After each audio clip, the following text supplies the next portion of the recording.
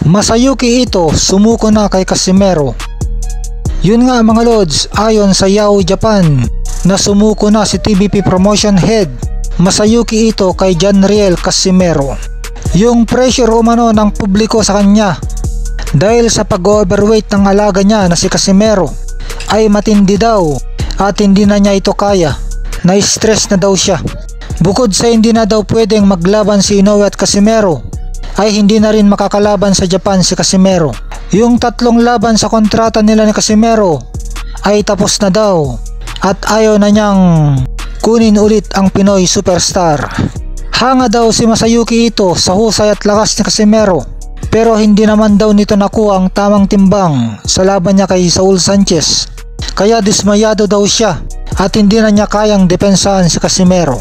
Dagdag pa ni Masayuki Ito ay pati daw siya ay tinitira na rin ng kanyang kababayang Hapon dahil sa patuloy na pagsasama nila ni Casimero.